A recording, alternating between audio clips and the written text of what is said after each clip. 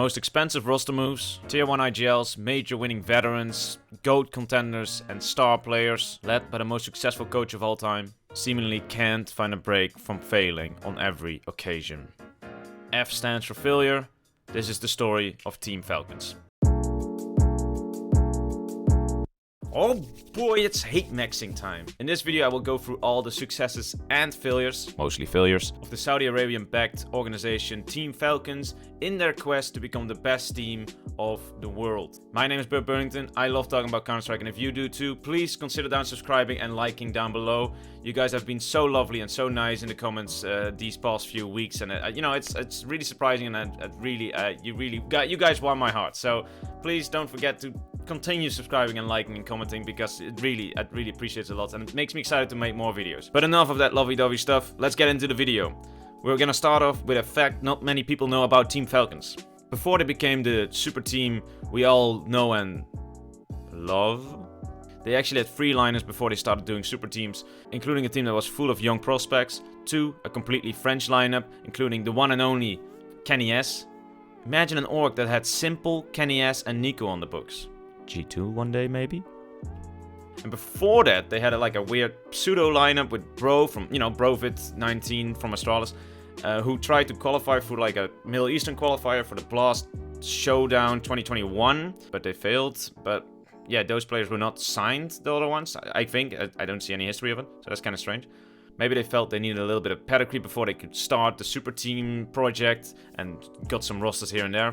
Or maybe these were real attempts to, make it big. I don't know. But after all these attempts, Team Falcons brought out the big guns.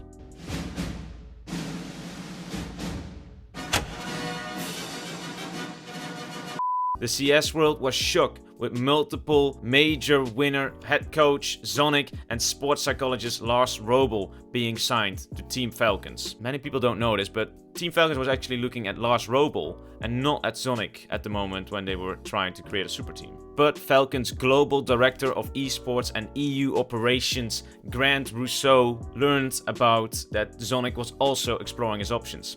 Or maybe Zonic learned about the money Team Falcons was throwing around, and then Zonic was also exploring his options. So that's where that package deal came from. But why was Zonic really exploring his options? They had arguably one of the strongest rosters at the time, with Zaiwu, Apex, Magus, Dupree and Spinks. And they came off the back of winning the last CSGO major. Well, apparently after winning the major, Vitality asked Zonic to take a pay cut, which I think is kind of whack, because you just won a major for them. Yeah, maybe times are hard, but you don't, don't do that.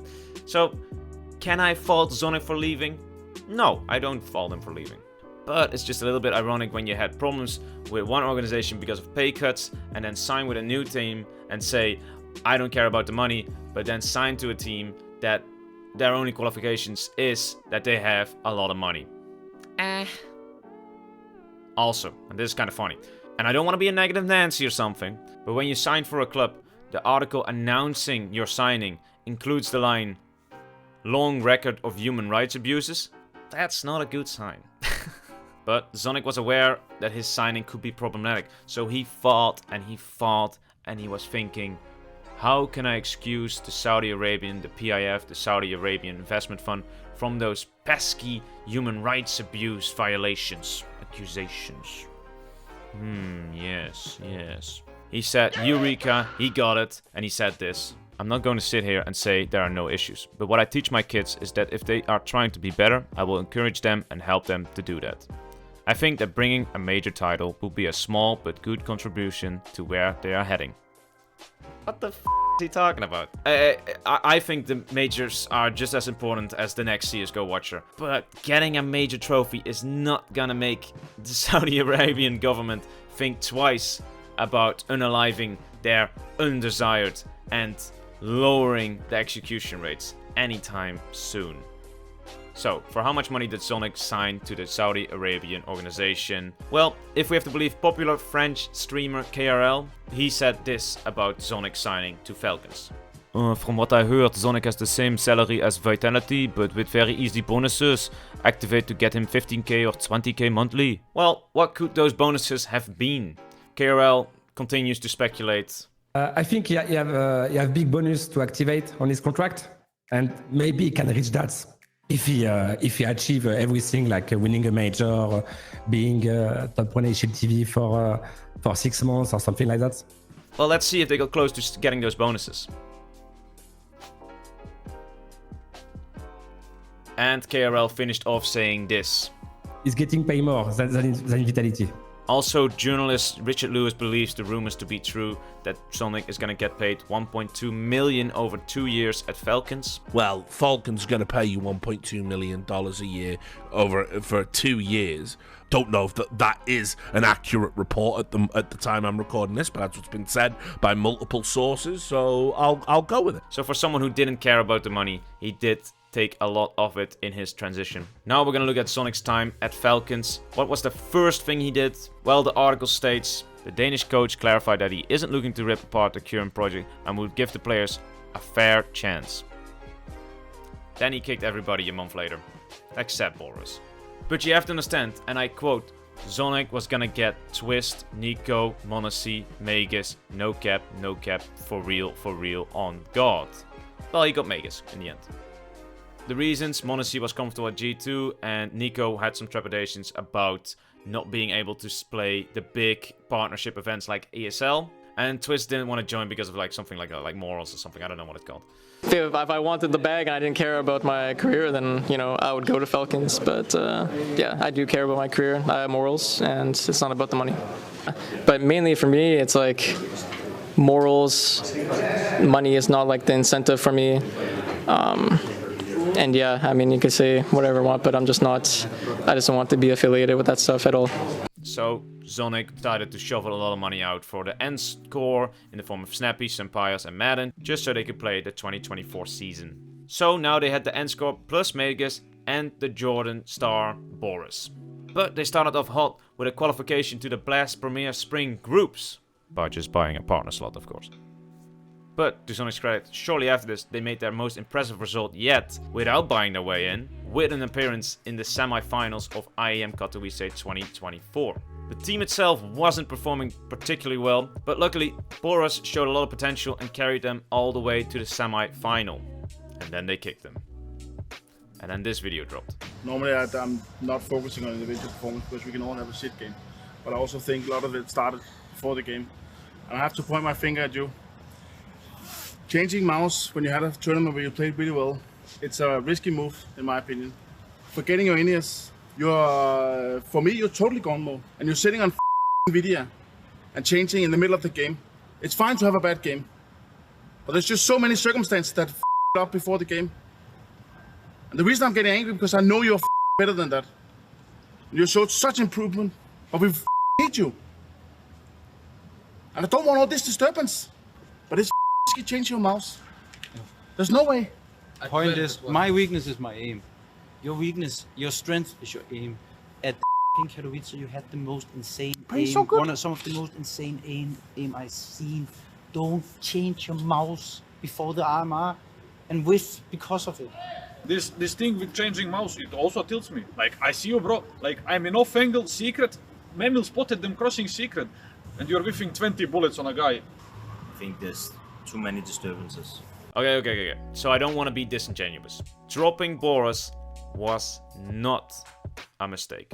Yes, Boris was their highest performing player and the key reason how they made it to the playoffs. But he did stupid things like change his mouse settings just before officials, and besides other things I'm not getting into. Should the video have been released? No. Should they have handled it this way? No. But it makes for great entertainment, that's for sure. Speaking of entertainment, they brought the GOAT Simple in on a seemingly expensive loan to replace Boris on the roster, with them playing only one match in the month they loaned him, which was an online match where they lost against Metasports. That's pretty funny. How much did they pay him? I don't know. Simple joked 1 million. The ex-Navi coach says 500,000, but I don't believe that. I think it's between 100k or 200k. Don't worry, I will make a video about the financials of Team Falcons and how much the Saudi investment fund has funded this super team project over the last year and a half. I will look at salaries, partnerships, loans, whatever, anything. So comment down below and subscribe if you want to see that. Then we have reached the era of the Danish Falcons lineup with Magus, Snappy, Dupree, Madden, and Sympaios. There's not much for me to say about this time because it was just all embarrassing and sad all the way through. Just look at the results. Ew. For their last tournament of the season, it was the Perfect World Shanghai Major 2024, where they loaned Simple again to replace Sympaios, again benching their best player, where they crashed out 12-14 for the qualifier of the major, making that the second major Zonic failed to qualify the Falcons for. So they benched the entire roster except for Magus. Just a funny thing, Zonic said in an interview in 2023, Dupree didn't deserve to get benched in some way. And then he benched him again, making Zonic the only coach to bench Dupree twice. I don't know, I just thought that was funny. But then things got interesting, because we heard something about the inner workings and the team environment in Team Falcons.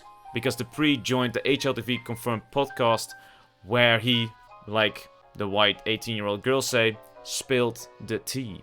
When the major came to an end, I just didn't enjoy it. I mean, I couldn't see myself doing this. The whole atmosphere in the team and the amount of hours that we kept putting into the game and that we just kept going nowhere, and the constant hate from the outside of the community. And he said he was feeling quite good about his individual performances, but when I also had some really good individual moments in the beginning of the team.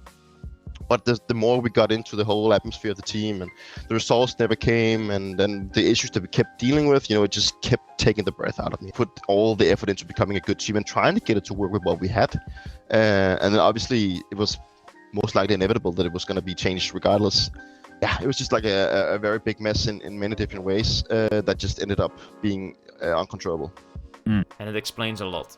This team had so much pressure on it. They are so hated, they are rivaling the likes of Astralis for most hated organization. You know how hard that is? That's some serious hate farming right there. They have incredibly high expectations for having the best coach of all time, having access to a seemingly unlimited amount of money. And things are just a mess. And this shows in everybody's performances, showing a clear decline across the board. And it just explains why everybody's face looks like a smacked ass. But in the darkest moments, one day, there will be light again. And this is where Zonic made his most successful uptick ever. This jump in the rankings. Falcons rose into the top 10. And all they needed was $10 million. A brilliant move. Brilliant. Bravo. Again, I will make a video about the financials of Team Falcons, so like and subscribe for that, alright? They unveiled their 2025 roster consisting of Magus, the heroic core in the form of Kixon, Dexter and Tassis, and finally, after all this time, Nico. So, Nico finally joined Team Falcons, and with the partner system not being a thing anymore, with Valve replacing it with the VRS system, Nico won't miss out on the biggest tournaments anymore, and Nico finally decided to join the Zonic project. Did Nico join for the money? Well, Thorin had this to say in an episode of Talking Counter. Without even speaking to Nico, I've read so many interviews and I could just tell he's telling the truth on this one. I actually do believe Zonic is one of the main reasons Nico went to Falcons. I actually do think that is true. Because if there's one thing I've criticised Nico for the years, but it would actually make sense in this case, is he does have a track record of just going like, who should I team up with? Fuck, that guy used to get my ass back in the day. And it's like, yeah, that was like 5 years ago, mate. But which I can believe. But he will still get like 50k or something. Something like that. Things are looking up for the Falcons since the signing. And because things couldn't get any worse. With them having qualified to IEM Dallas 2025 and a second place in PGL Cluj-Napoca losing to Mouse, they have found stability on their comfort pick of the infamous Dust 2, as they have elected that it's their first pick in the veto. Does this show Zonic's coaching prowess by just buying the most expensive players and then putting them on the map that is known for just being more about aim than tactics? I don't know. But like I said, the F in Falcons stands for failure, and failure has found them once again. In their most recent tournament, Blast Open Lisbon 2025, disaster struck again with a group stage exit with a crushing defeat against Virtus Pro. Not that Virtus Pro crushed them, but more that the defeat itself was crushing in the manner they lost. They just narrowly won their own map pick by almost losing 5 match points in a row, then losing the second map of Ancient, with them failing to claim the match a total of 5 times. And then on the decider map of Inferno, where they lost 7 straight series and match points being 12-5 up and going all the way to overtime, but they eventually lost against the electronic-led squad. And that'll do! That'll do nicely! VP tenacious! And they got a lot to say about that one! On the ropes, battered, bloody, down 12-5! After the match, Nico tweeted out a mere lol. And the match also took birth to this clip. I don't know. I just feel like last round was obviously a bit unlucky, but What? yeah. Then you already should I call something?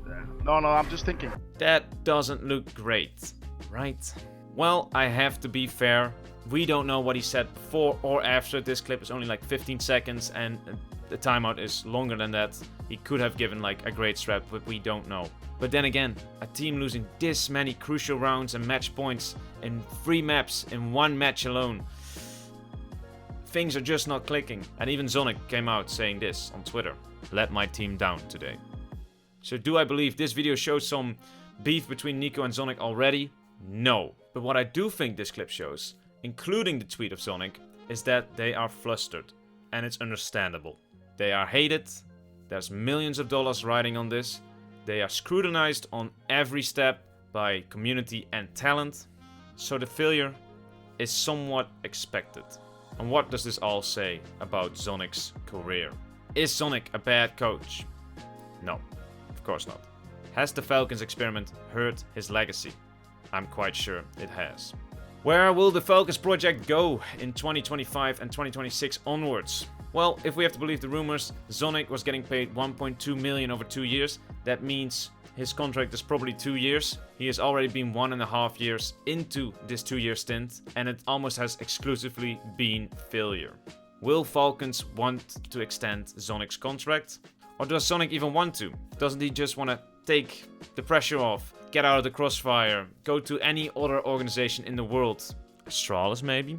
They can definitely need him. The Falcons project will remain for good or ill because the money faucet will not close anytime soon. We will have to see how many more coaches and players the Falcons' failure will continue to sacrifice, for the Middle East needs that coveted major trophy to finally put a stop to the human rights abuse. If you don't like human rights abuse, then subscribe and like this video. Human rights abuse, bad, alright? My name is Bert Burnington. I will be making more videos about the Counter-Strike esports, and also remember that Team Falcons financial video, so subscribe and like for that. Thank you very much for watching, and I will see you in the next video. Bye.